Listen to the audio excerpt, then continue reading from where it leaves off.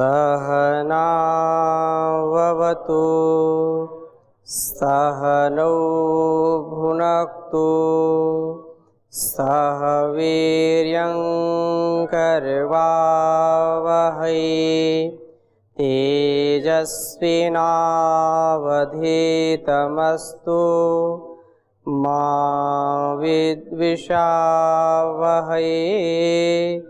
ओम शांति शांति शांति। वैदिक जीवन पद्धति की 37वीं कक्षा में आप सबका हार्दिक स्वागत है, अभिनंदन है।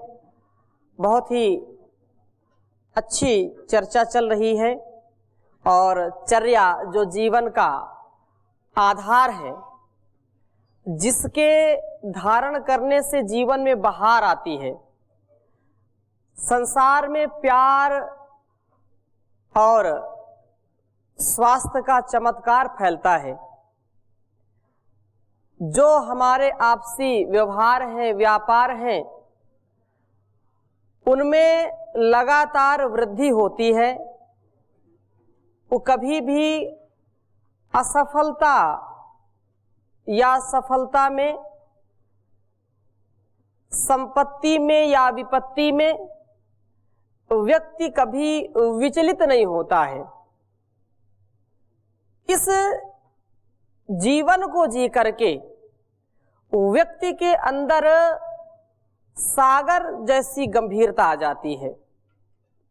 ऐसी चर्या का पालन करता है। तो दिनचर्या के विषय में हमारी चर्चा चल रही थी। श्लोक आपके समक्ष रखा था, धर्म अर्थ काम मोक्षाणाम आरोग्यम मूलमुत्तमम रोगाः तस्य अपहर्ताराः श्रेयसो जीवितस्य च।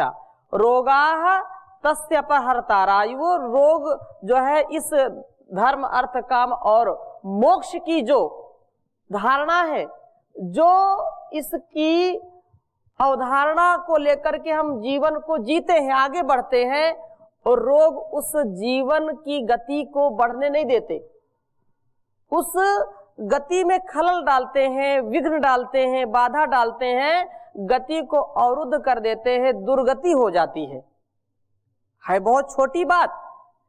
और ये छोटी छोटी बातें हमको जीवन में महान बनाती हैं, जीवन के उद्देश्य को बहुत ही उच्चता को पहुंचाती हैं, जीवन महान बन जाता है। और यदि इसका आचरण नहीं किया तो जीवन शमशान बन जाता है। इसलिए हम इसको आचरण में लाएं। तो क्यों करें दिनचर्या, क्यों प्रातः जल्दी उठ करके उस परमात्मा का स्मरण करें, दिनचर्या शुरू करें? उसका मूल कारण ये कि हम अपने उद्देश्य के प्रति सबल हो जाते हैं। कहते हैं कि कुमार संभव एक बहुत बड़ा ग्रंथ है, कहते हैं कि शरीरम आद्यम खलु धर्म साधनम, शरीर माध्यम खल धर्म साधनम। ये शरीर धर्म का साधन है और ये आद्यम। यहां पर ये बात कही गई कुमार संभव में, कालिदास जी ने कही कि ये जो शरीर है, शरीर आद्यम खल धर्म साधनम। निश्चित रूप से यदि धर्म का कोई आचरण करना चाहता है, धर्म के विषय में काफी चर्चा की हमने, तो धर्म का यदि मर्म समझ करके कर्म करना चाहता है व्यक्ति, तो उसके लिए आदि साधन क्या है? शरीर। यदि शरीर नहीं है तो आप धर्म का आचरण नहीं कर सकते।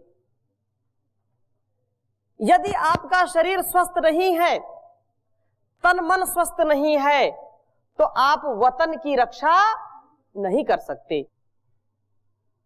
परम पूज्य स्वामी जी कहते हैं कि आरोग्य हमारा जन्म सिद्ध अधिकार है, और जिसका तन मन स्वस्थ नहीं है वो लाचार है, वो बेचारा है, उसका कोई चारा नहीं, उसका कोई बल ही नहीं, कोई उपाय ही नहीं उसको है कि वो कुछ अपने जीवन को अच्छा बना सके। जिसका जीवन खुद ही बुझा बुझा है, वो दूसरों को कहां प्रकाशित कर सकता है, दूसरों को कहां प्रकाश दे सकता है? एक व्यक्ति ही सही, और जिसके जीवन में प्रकाश है जो टिमटिमा रहा है, भले ही अपने गुण कर्म स्वभाव से उसका कम सामर्थ्य हो, लेकिन जितना भी सामर्थ्य हो वो पूरा क्या हो, सबल हो, उसके जीवन में पवित्रता हो, निर्विकारिता हो, निरअहंकारिता हो, स्वस्थ हो। इसीलिए कहा कि ये शरीर क्या है, आद्यम, आदि। धर्म का यदि आप आचरण करना चाहते तो प्रथम शरीर की रक्षा, बाद में धर्म का जो साधन है वो अन्य होंगे। पहले क्या है, शरीरम आद्यम, शरीर आदि है। ये एक हम इस अर्थ को ऐसे भी ले कि शरीरम आद्यम, दो अर्थ इसके लगा सकते हैं कि धर्म का जो भी आचरण है, जो भी हम कर्म करते हैं, जो भी कर्तव्य है, जैसे किसी किसान का, कृषक जो खेती है वो कर्म है उसका, एक जवान है वो राष्ट्र की रक्षा के लिए जाता है, एक अध्यापक है उसका पढ़ाना कर्तव्य है, एक चिकित्सक है उसका चिकित्सा करना कर्तव्य है। वो सारे कर्तव्य तो बाद में कर सकते हैं, क्योंकि शरीर को पहले ठीक करें। एक अर्थ तो ये हो गया। दूसरा अर्थ ये है, ऐसा कर सकते हैं कि शरीरम, ये जितने भी कर्तव्य हैं जो हमारे लिए करनी है, जो हमारे लिए हैं, उनके लिए शरीर का प्रथम रक्षण करें, और वो प्रथम साधन है। यंत्र तो हो सकते हैं, होंगे, लेकिन धर्म का जो आदि साधन है वो क्या है, शरीर है। मन से, वाणी से, शरीर से हम धर्म करते हैं। तो एक अर्थ ये है कि हम शरीर से, शरीर को अच्छा रखें, बाकी कर्तव्य धर्म बाद में करें। इसी का एक सापेक्ष, इसी को और जो है प्रदर्शित करता हुआ, इसी के खलु निश्चित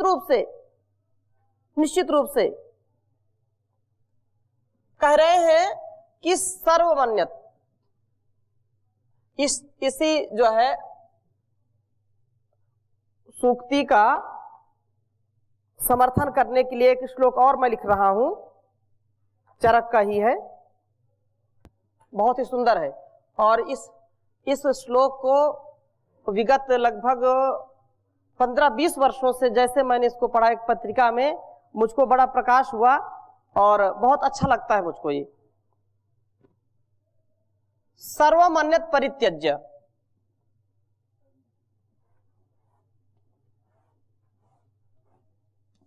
सर्वम अन्यत, क्योंकि यही मूल है। सर्वमन्यत परित्यज्य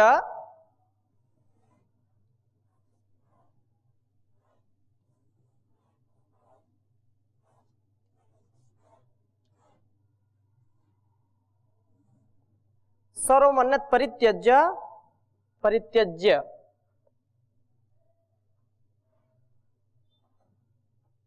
शरीरम अनुपालयेत।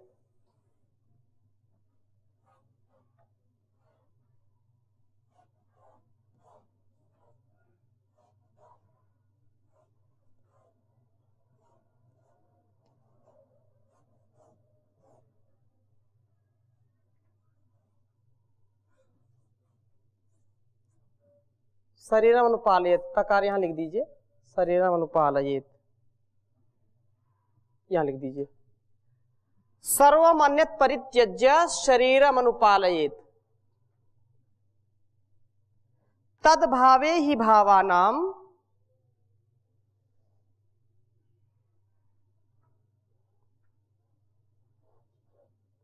तदभावे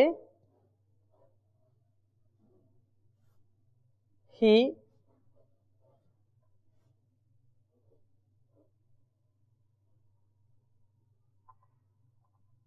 तद्भावे ही भावानाम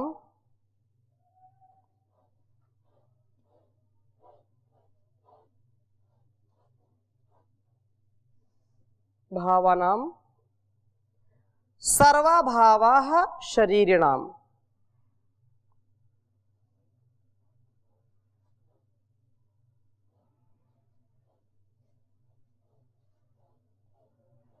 सर्वभावः शरीरिणाम।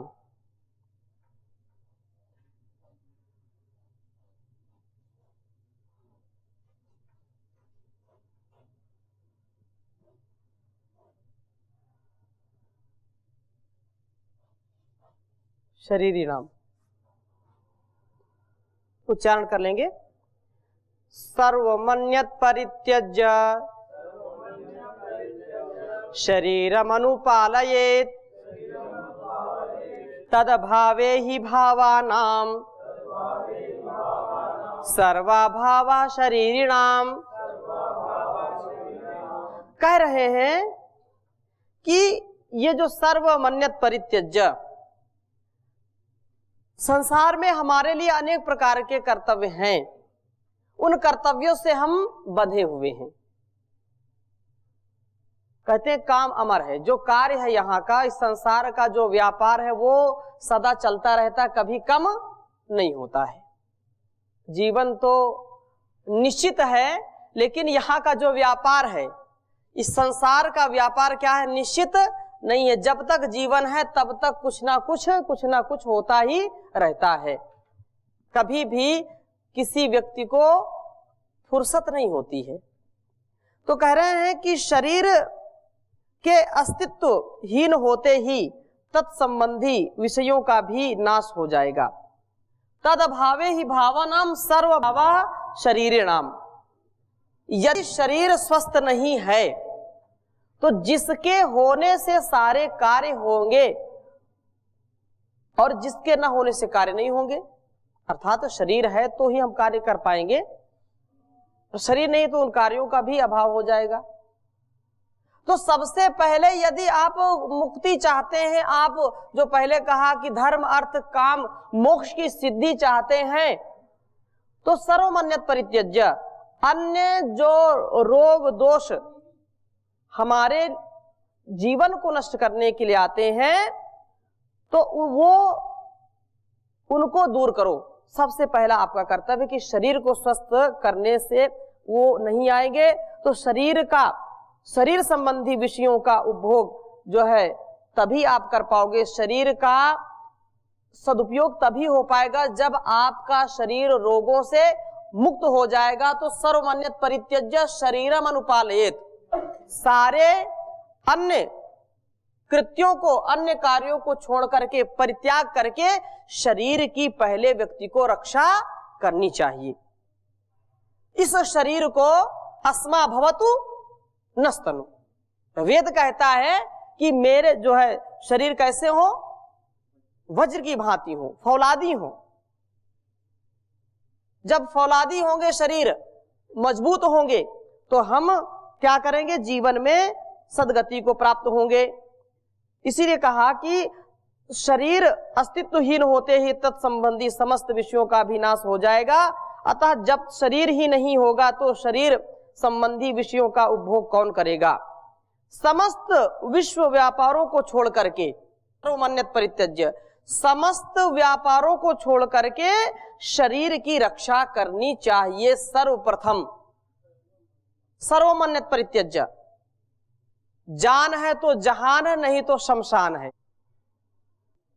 जान है तो जहान है, नहीं तो शमशान है। तो अपने धर्म अर्थ काम और मोक्ष की प्राप्ति के लिए व्यक्ति को पूर्ण रूप से तन मन से स्वस्थ रहना चाहिए। महर्षि देव दयानंद जी भी कहते हैं कि सबसे पहले शारीरिक उन्नति, उसके बाद आत्मिक उन्नति और उसके बाद फिर सामाजिक उन्नति करनी चाहिए। ये हमको सोचना है, हमको सोच करके वैसा जीना है, और वैसा जिएंगे तो हमारे जीवन का कल्याण होगा। कोई दुनिया की ताकत रोक नहीं सकती। आपका जो संकल्प है वो दृढ़ होगा, आपने जो विचार किया है वो अवश्य सफल होगा। दुनिया में कोई माई का लाल आपको रोक नहीं सकता। इतने आप फौलादी बन जाएंगे, आप अपने विचारों से, अपने व्यवहारों से इतना अपने आप में अदम्य साहस, अदम्य पुरुषार्थ आपके अंदर समाहित हो जाएगा। ये दिनचर्या का पालन करने से। जब दिनचर्या का पालन नहीं करेंगे तो अनेक प्रकार के तनाव होंगे, रोग होंगे, दोष आएंगे। लेकिन जब आप प्रातः जल्दी उठेंगे, ब्रह्म मुहूर्त में उठेंगे, चिंतन करेंगे, मनन करेंगे, तो तरोताजा रहेगा दिमाग। आप कभी भी तनाव में नहीं होंगे। क्यों? उसका कारण यही है कि उसके विचारों में, उसकी दिनचर्या ने उसको इतना दृढ़ कर दिया, उस आत्मबल इतना बढ़ जाता है उस व्यक्ति का कि कभी भी जो वो सोचता है उसके लिए पुरुषार्थ भी करना पड़ता है। जो लोग ऐसा विचार करके आगे बढ़ते हैं, आज परम पूज्य स्वामी जी महाराज आचार्य श्री हमारे लिए एक उदाहरण है, पूरे संसार के लिए उदाहरण है। उसके पीछे क्या कारण है? उसके पीछे यही कारण है कि उन्होंने गुरुकुली दिनचर्या को आत्मसात किया। आज भी इतने संसार के बीच में रहते हैं, व्यापार के बीच में रहते हैं, लेकिन अपने आचार को नहीं छोड़ते, अपने आचरण को, अपनी चर्या को नहीं छोड़ते।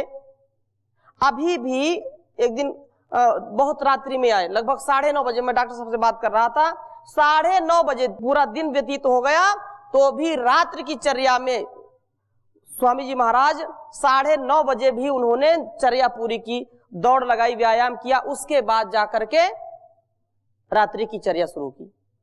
कहने का आशय मेरा यह है कि जो व्यक्ति गुरुकुलीय जीवन, जैसे आरंभ में पिछली कक्षा में भाई जीतराम जी ने यह प्रश्न किया था कि गुरुकुल में तो ही जानते, बाहर तो नहीं जानते, तो बाहर के लोग भी इस विद्या को जाने, गुरुकुलीय जीवन को जाने, इसीलिए तो वैदिक चैनल के माध्यम से यह वैदिक जीवन पद्धति को हम समझे, सुने, जाने और जीवन में उतारें। यह वैज्ञानिक पद्धति है, वैदिक पद्धति वैज्ञानिक पद्धति है। और मैंने कहा कि ऐसा जो जीवन जीता है उसके लिए कुछ भी अप्राप्य नहीं है। वो दृढ़ संकल्प के साथ अखंड प्रचंड पुरुषार्थ करे, विकल्प रहित संकल्प को धारण करे, सब कुछ पा सकता है। इसलिए अपने जीवन में यदि कोई व्यक्ति उतारता है तो निसंदेह आगे बढ़ता है। इसलिए इस चर्या को हमको करना चाहिए। अब इसमें किसी का कोई प्रश्न हो तो आप पूछ सकते हैं जी। तदभावे, जैसे सर्वमन्यत परित्यज्य शरीरम अनुपाले, शरीर की पहले पालना करिए, सब कार्यों को छोड़ करके, यहां के व्यापारों को छोड़ करके सबसे पहले क्या है? शरीर का आप रक्षण करिए। शरीर का रक्षण करेंगे तभी कार्य हो पाएगा। तद अभावे ही भावा नाम, उसके अभाव में, शरीर के जब स्वस्थ शरीर नहीं रहेगा तो अभाव रहेगा। तद अभावे ही भावा नाम सर्वाभाव शरीर नाम है। सर्वाभाव मतलब जो है मनुष्यों के लिए यदि शरीर नहीं है, शरीर की पालना उसने नहीं की है, तो उसके अभाव में ये जो भी कार्य है, जो भी कर्तव्य है, जो भी जीवन का सुख आप प्राप्त करना चाहते हैं, उनका अभाव हो जाएगा। इस मनुष्यों के लिए एक हिदायत है, एक सलाह है, एक मशविरा है कि जो जीवन को अच्छा जीना चाहते हैं, जीवन में सुख, संपत्ति, समृद्धि, यश, कीर्ति की प्राप्ति करना चाहते हैं, वे अपने जीवन को, अपने तन मन को पहले पवित्र करें, निर्विकार करें, अर्थात रोग रहित हो जाएं, आदि और व्याधि को समाप्ति की ओर ले जाएं। समाधि में ही समाधान है, वो समाधि की प्राप्ति करें। समाधि का मतलब जो अपने ज्ञान युक्त व्यवहार से उसको हम ठीक कर सकें जी। ओम स्वामी जी, शायद इसी का प्रमाण है कि हमारे जो ऋषि मुनि थे उनकी आयु भी लंबी होती थी और बीमारियों से ग्रसित नहीं होते थे। बिल्कुल, तो बिल्कुल समाज को इससे प्रेरणा लेनी चाहिए कि आज इतने हॉस्पिटल होने के बाद, इतनी सारी सुविधाएं होने के बाद भी हम ना तो दीर्घायु को प्राप्त कर पा रहे हैं, स्वस्थ भी नहीं रह पा रहे हैं। तो शायद यही कारण था कि हमारे ऋषि मुनि लोग दिनचर्या का पालन करने के लिए ज्यादा प्रेरित करते थे। ओ बिल्कुल बिल्कुल। और तस्माद शरीर की ही रक्षा के लिए एक आचार्य ने भी लिखा, तस्मात् संरक्षेत पिंडम रसश्चैव रसायनैः। तो रसायन और रस से अपने जीवन को हम दीर्घ बनाएं और निरोग बनाएं। ऐसा व्यक्ति का जब जीवन होगा तो वह निसंदेह सुखी होगा, निरोगी होगा। और जब वो अपने जीवन को ऐसा बना पाएगा तो ही उसका लक्षण आप देख करके आपको लगेगा कि ये व्यक्ति स्वस्थ है, ये अपने आप में व्यस्त है। जीवन के हर पहलू में हमको बहुत ही विचार करना चाहिए। हर क्षेत्र में समग्रता, जैसे बार बार महाराज श्री कहते हैं समग्रता में जिए। शरीर को जिसने भी हीन समझ लिया, अरे ये तो सब माया है, ये सब माया है, ये शरीर परमात्मा ने दिया है, कुछ सोच समझ करके दिया है। शरीर की रक्षा यदि आप करोगे तो ही आपकी रक्षा होगी। कुछ लोग इतना तपस्या करते हैं, इतना तपस्या करते हैं कि सारा संसार कुछ नहीं है, उस ब्रह्म की प्राप्ति के लिए मिला है, उसी में लग जाओ। और जब एकाकी वो तपस्या करते हैं, शरीर को भूल जाते हैं, तो उन्हीं योगियों के जीवन में आप देखते हैं अनेक प्रकार के दुरित आ जाते हैं, अकाल मृत्यु को प्राप्त हो जाते हैं। किसी को कैंसर हो जाता है, किसी को कुछ, किसी को अनेक प्रकार की बीमारियों से उनका शरीर अल्पकाल में ही काल के गाल में समा जाता है। तो जानपूर्वक हम इस व्यवहार को करें कि ये परमात्मा ने बहुत ही सोच समझ करके आपके शुभ कर्मों के माध्यम से आपको ये शरीर मिला है, तो इस शरीर का अपमान ना करें। इस शरीर की रक्षा के लिए यथा योग्य, यथा समय, यथा काल सब चीज अपने जीवन में उतारें। इसीलिए कहा कि दिनचर्या, रात्रिचर्या और ऋतुचर्या से अपने शरीर को स्वस्थ रखें, बिगड़ने ना दें। ओम। स्वामी जी, दिनचर्या में मंत्रों का क्या महत्व और क्या लाभ है? स्नान आदि, शयन, जागरण। बहुत अच्छी बात आपने पूछी है, और आगे के क्रम में हम यही लेंगे। पहले हम इस महत्व को तो जानें, पहले उठना तो शुरू करें, फिर मंत्र पाठ करेंगे। जब उठना ही नहीं शुरू कर रहे हैं तो मंत्र पाठ कैसे करेंगे? तो हम प्रयास ये करें पहले कि हम इस बात पर दृढ़ हो जाएं कि हमको प्रातः काल उठना ही उठना है। उन माताओं को, अब पुराने समय से जो माताएं घरों का विशेष कार्य करती थी, वो दिन भर खेती का काम करती थी और सुबह 3 बजे उठ करके वो चक्की चलाती थी, आटा निकालती थी। वो उठ करके सुबह सुबह अनेक कार्य करती थी, जिससे उनके बच्चों का भरण पोषण हो।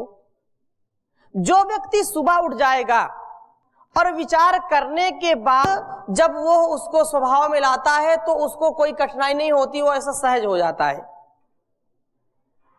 इसलिए ये दिनचर्या जो है, ये जो प्रातःकालीन का जागरण है, हमारे जीवन का, हमारे इस दिन का, जैसे आज प्रातःकाल हुई तो ये इस दिन का ये बहुत ही क्रीम टाइम होता है, बहुत ही महत्वपूर्ण समय होता है। इसको जितना आप शांति पूर्वक व्यवस्थित होकर के इस पर जितना आप चिंतन करेंगे, उतने ही आप सुखी रहेंगे। इसलिए इसको हम अपने जीवन में उतारें। जी ओम स्वामी जी, ये भी देखा गया है कि जो लोग सुबह जल्दी उठते हैं उनकी सोच क्रिया अच्छी होती है जी, और जो देर से उठते हैं, जितने देर से उठते हैं उनका पेट भी साफ नहीं होता, वो भी बहुत बड़ा बीमारी। बिल्कुल सत्य है। और आप देखेंगे कि जो वैदिक दिनचर्या है, वैदिक दिनचर्या में उठते ही उस ईश्वर का स्मरण करना, मंत्र युक्त, उन मंत्रों को भी हम लेंगे, मंत्रों का भी हम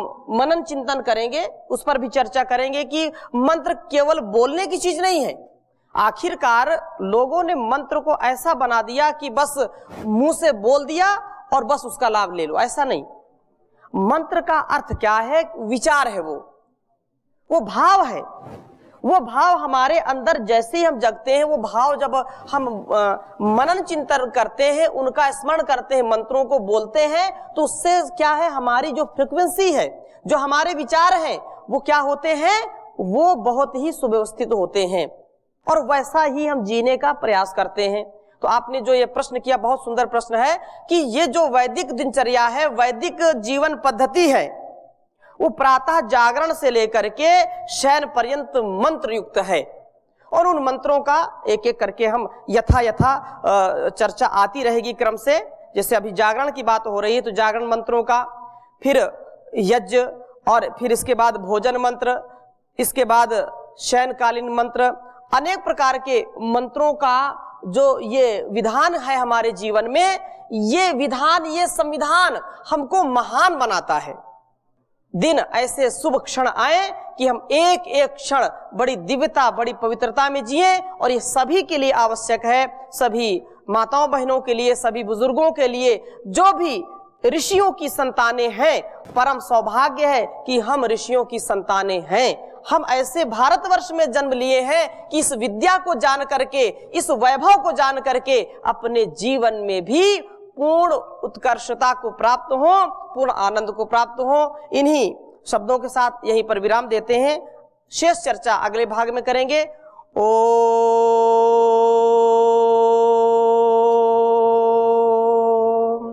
शांति शांति शांति।